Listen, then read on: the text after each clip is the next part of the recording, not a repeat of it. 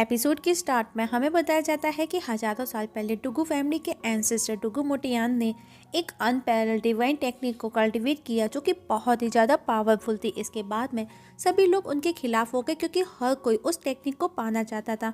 तो मोटियान ने एक एसेंस स्टोन को रिफाइन कर अपनी सारी सीक्रेट टेक्निक को उसके अंदर ट्रांसफ़र कर दिया। पर ऐसा करने पर भी उनकी ही फैमिली का एक यंग मास्टर टुगु टियानमो मोटियान से नाराज़ हो गया, जिसकी वजह से वो मासूम लोगों को मारने लगा। वो हर जगह तबाही मचाने लगा। वो किसी को भी नहीं बख्शता, फिर चाहे वो कोई लड़की हो, लड़का हो, बच्चा हो या फिर बूढ़ा। उसी की फैमिली के एक बंदे ने उसके दोनों हाथ डिस्ट्रॉय कर दिए क्योंकि उसे भी उस पर गुस्सा था। पर यंग मास्टर अभी भी खड़ा हंस रहा था। इवन वो अपनी पावर का यूज़ कर अपने दोनों हाथों को रीजनरेट कर लेता है। ये देख करके वो बंदा भी गुस्से में उस पर वापस से हमला करने को था और इस बार वो उसे खत्म ही कर देता, लेकिन उसकी वाइफ उसे ऐसा करने से रोक देती है और मौका मिलते ही तियानमो वहां से भाग जाता है। अब हमें सैकड़ों साल के बाद का सीन दिखाया जाता है और हम एक छोटी सी फैमिली को देखते हैं जहां पर एक बच्चे का जन्म हो रहा होता है। पर बच्चे की माँ जब बच्चे के हाथ को देखती है तो वो देख करके डर जाती है और चीख पड़ती है और उसी समय उनके घर से तेज रोशनी आसमान में जाकर के मर्ज हो जाती है। बच्चे की माँ की चीख सुनकर के बाकी की फैमिली वहां आ गई, जो कि दो बंदे थे, बाप बेटे। उन्होंने पूछा क्या हुआ, तुम इतनी डरी क्यों हो। लेडी बच्चे के हाथ दिखाती है जिनसे खून निकल रहा था। तभी बंदे ने देखा उनके पास में रखा हुआ स्टोन भी स्पार्क कर रहा है और ये वही स्टोन था जिसमें मोडियान ने अपनी सीक्रेट टेक्निक ट्रांसफर की थी। मतलब कि ये डुंगू फैमिली ही थी जो सबसे छिपकर के यहाँ वहाँ रह रहे थे। इवन जैसे ही वो पत्थर को पास बच्चे के पास लेकर के जाते हैं वो फ्लो करने लगता है। उन्हें समझ आ गया कि उनके एंसेस्टर ने इस टेक्निक का यूज करने के लिए इस बच्चे को चुना है, इसलिए इस घर में उस बच्चे का जन्म हुआ है। क्योंकि इतने सालों में ना जाने कितने बच्चे पैदा हुए पर वो स्टोन किसी के भी बर्थ टाइम पर एक्टिव नहीं हुआ। उन्हें समझ आ गया कि ये बच्चा कोई ऑर्डिनरी बच्चा नहीं है। इवन बच्चे के हाथ से निकलता हुआ ब्लड भी उस स्टोन में ऑब्जर्व हो जाता है। बच्चा उस स्टोन से खेलने लगा। बाप बेटे दोनों बहुत खुश थे बच्चे को देख करके। पर तभी खिड़की से एक तीर घर के अंदर आया जो कि इतनी स्पीड से था, पर ग्रैंडपा उसे अपनी दो उंगलियों से ही रोक लेते हैं। पर अब एक के बाद एक ढेर सारे तीर आने लगे थे। ग्रैंडपा सबको प्रोटेक्ट करने के लिए एक प्रोटेक्शन शील्ड क्रिएट कर लेते हैं। वो उसको रोकने की कोशिश भी करते हैं पर तीर कंटिन्यू आ रहे थे। तो ग्रैंडपा अपने बेटे यानजी को वहीं रुकने का बोल खुद बाहर आए तो देखा ढेर सारे लोग उनके घर को घेर करके खड़े हुए थे। अब ग्रैंडपा अकेले ही उन सब का सामना करते हैं पर उन्होंने देखा उनमें से एक बंदा उनके घर के अंदर जाने लगा। ग्रैंडपा अपने बेटे यानजी को आवाज लगा करके अलर्ट कर देते हैं। वो बंदा भी घर के अंदर उस स्टोन को छीनने की कोशिश करता है पर यानजी उसे जोरदार पंच मार करके घर से बाहर फेंक देता है। वहीं ग्रैंडपा अकेले सबको मार गिराते हैं पर एक बंदा अभी भी ग्रैंडपा से अकेले सामना कर रहा था। आखिर में ग्रैंडपा अपने स्पिरिचुअल मतलब कि धर्मा बॉडी को एक्टिव कर उसे मार करके वहां से जाने लगे। पर ग्रैंडपा को कुछ सस्पिशियस लगा और वो जैसे ही पलट करके देखते हैं तो उसी ग्रुप का एक बंदा ग्रैंडपा पर हमला करता है। पर तभी यानजी आकर के उसे रोक देता है और अब दोनों बाप बेटे मिलकर के उसके साथ में फाइट करते हैं। पर वो बंदा उन दोनों से बड़ी ही आसानी से इजीली फाइट कर रहा था। ये देख करके ग्रैंडपा अपनी धर्मा बॉडी को वापस से एक्टिवेट कर एक साथ ढेर सारी पंचेस अटैक कर उसे डिस्ट्रॉय कर देते हैं। यानजी ने पूछा आखिर वो यहाँ किस लिए आए। फादर ने बताया वो उसी स्टोन के लिए आए थे और अब हम यहाँ पर ज़्यादा दिन नहीं रह सकते क्योंकि लोगों को हमारे बारे में पता चल चुका है।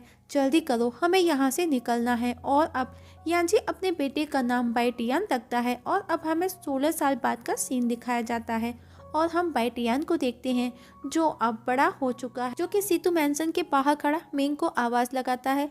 दरअसल बाइटियान अपनी होने वाली वाइफ मिंग से मिलने आया था जो काफ़ी दिनों के बाद घर लौटी थी। पर बाइटियान का सामना सबसे पहले मिंग के भाई से होता है जो कुंफू प्रैक्टिस कर रहा था और वो उसे हिट कर खुद से दूर कर देता है। बाइटियान ने पूछा ये सब क्या है, भला कोई घर आए मेहमान का ऐसे स्वागत करता है।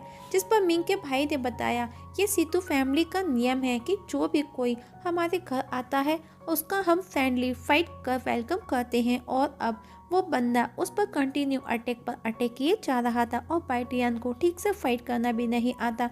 वो बस खुद को प्रोटेक्ट कर यहाँ वहाँ उछल रहा था। बाइटियान एक हाइट पर चला जाता है पर वो बंदा वहाँ पर भी चढ़ जाता है। बाइटियान कहता है रुक जाओ वरना मैं अपने ट्रेजर का यूज़ करूँगा। पर मिंग का भाई उसकी सुनता ही नहीं तो बाइटियान भी उसके अटैक को रोकने के लिए उसी स्टोन का यूज़ करता है जिसे उसके ग्रैंडपा ने उसे दिया था, जिससे टच होते ही मिंग का भाई दूर जाकर के गिरा।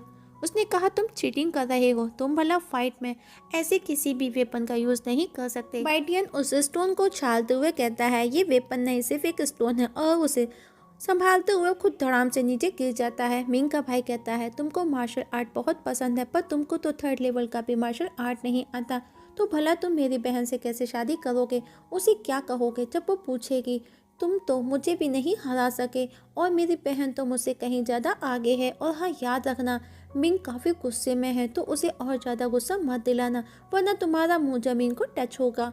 और तभी वहाँ पर उसकी बहन मिंग भी आ जाती है। बाइटियान मिंग को बस देखे जा रहा था, उसकी खूबसूरती को, क्योंकि वो काफ़ी दिन बाद मिले थे। मिंग का भाई जब बाइटियान को देखता है तो वो उन दोनों को छोड़ करके वहाँ से चला जाता है। पर मिंग भी बाइटियान पर गुस्सा थी, क्योंकि वो भी काफ़ी टाइम बाद लौटी थी और वो बाइटियान को बोल करके गई थी कि जब वो लौटेगी तो बाइटियान भी मार्शल आर्ट में परफेक्ट हो चुका होगा, ताकि उसके फादर उनकी शादी के लिए मान जाए।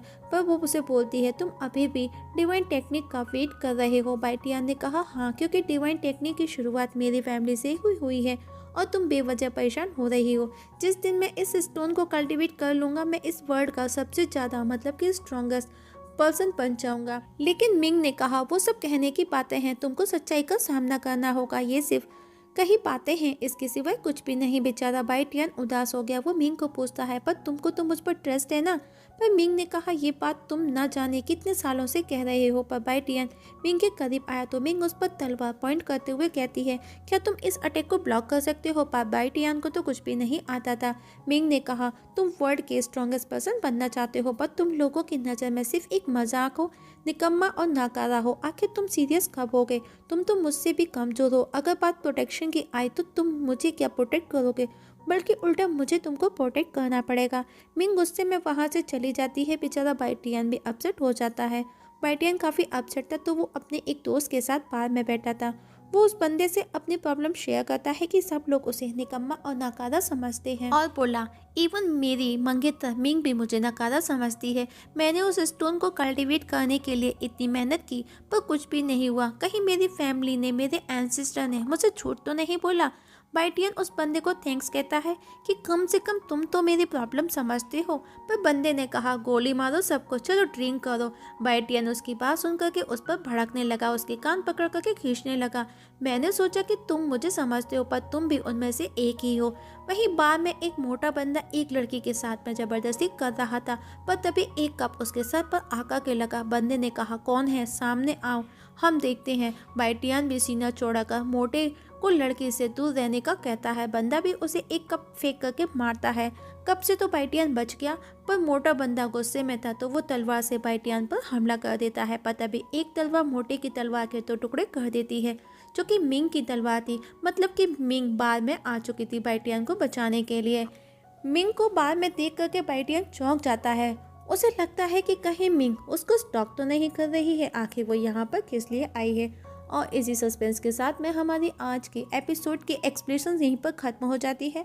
तो दोस्तों, देखेंगे नेक्स्ट एपिसोड में क्या होगा। क्या बाइटियन उस स्टोन को कल्टीवेट कर पाएगा? क्या उसकी और मिंग की शादी हो पाएगी या फिर नहीं? इसका पता हमें नेक्स्ट एपिसोड में लगेगा। तब तक के लिए नमस्कार।